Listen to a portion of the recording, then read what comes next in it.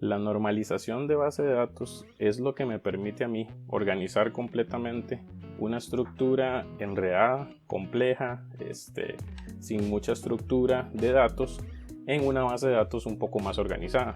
Se basa principalmente en tres formas normales y que su aplicación, siguiendo la estructura, me permiten reducir el tamaño, evitar replicación de información y una organización más correcta para aplicar posteriormente las relaciones de la información. Como lo mencioné anteriormente, se organiza por las formas normales. La primera forma normal lo que dice es que prohíbe a un campo contener más de un valor en su dominio de columna y que no debe existir campos vacíos. Esto es un poco complejo, vamos a verlo en el ejemplo.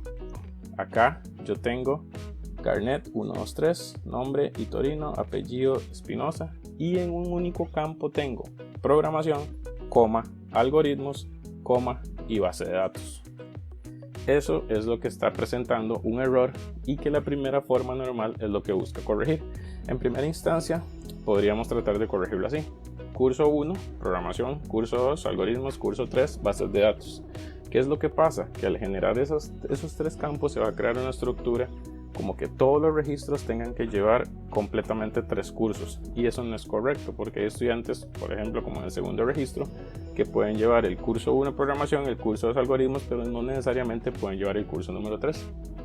Pero en primera instancia estamos aplicando la forma normal. ¿Para qué? Para tratar de que un campo tenga un único dato relacionado a su contexto. Posteriormente, la primera forma normal también nos dice que debemos de evitar campos vacíos, como el que se genera en el campo del curso 3. ¿Qué debemos hacer acá? Bueno, lo correcto que indica la forma normal número 1 es combinar los datos o replicar el nombre de la persona junto con los cursos, pero hacia abajo, en lugar de distribuir las columnas. De esta manera estamos organizando un poco más la información. Estamos tratando de tener una estructura con menos columnas o campos, porque ahora solamente tenemos una columna de curso, y estamos evitando campos vacíos, solo que todavía esto no se ve a todo lo bien que podría estar estructurado en la base de datos. La segunda forma normal lo que nos dice en primera instancia es que tiene que estar aplicada la forma normal número 1, que ya la acabamos de ver, y posteriormente me indica que los campos de una tabla deben tener relación directa con ella. ¿Qué quiere decir esto? Repito, las formas normales son un poco confusas. Es muy importante tratar de entender el concepto de lo que están aplicando ellas. En el segundo caso, vemos acá que, por ejemplo, tenemos un contexto, siguiendo el mismo ejemplo de la primera forma normal, tenemos un contexto donde está el nombre de los estudiantes, en este caso, pero está combinada con los cursos. Si vemos, no es muy correcto tener en una tabla los nombres de una persona junto con los cursos, porque realmente son contextos diferentes.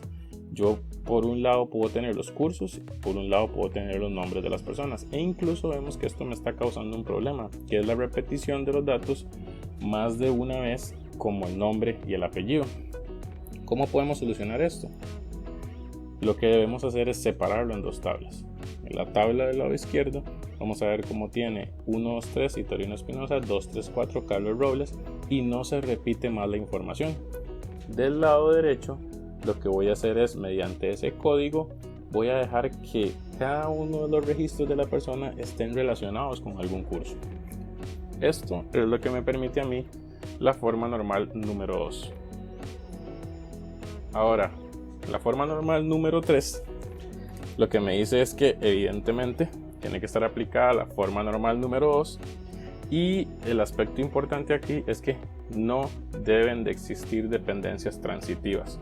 ¿Qué quiere decir que no deben de existir dependencias transitivas? Por ejemplo, en la tabla del lado derecho, lo que está marcado en rojo, podemos ver cómo el carnet 123, que corresponde a Itorino Espinosa, se relaciona con el código IF3000 del curso de programación.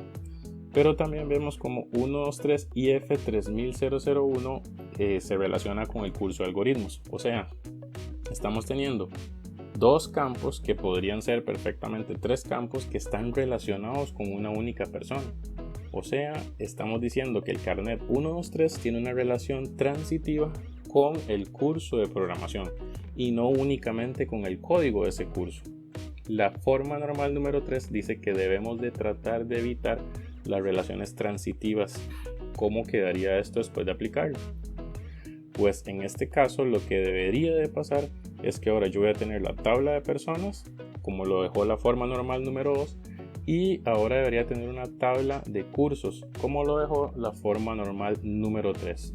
De esta forma voy a tener una tercera tabla que se relaciona el carnet y el código, pero de manera aislada se encuentran la tabla de personas o estudiantes y la tabla de los cursos. Esto me permite a mí un mayor orden y si ven hay muchísimos datos que se dejan de repetir constantemente. Una variante, si lo ven acá en la columna del ID, y es un tema un poco complejo cuando se está analizando esto, porque lo correcto sería que una vez que surge esta nueva relación uno lo debería identificar con un nuevo ID. Si no tenés un nuevo ID, normalmente para podérselo aplicar que se ligue a alguna información que ya exista, pues simplemente se le pone una secuencia, como lo es 1, 2, 3, 4, 5, etcétera, o A, B, C, D, alguna secuencia numeral que me permita a mí identificar cada uno de los registros mediante un código. ¿Cuál es el beneficio de esto? Imagínense en este sistema de matrícula. Cuando ustedes vengan y hagan una matrícula sobre algún usuario y le diga, bueno, cuando usted vuelva a hacer un reclamo sobre su matrícula, pues diga que su matrícula es la número 5.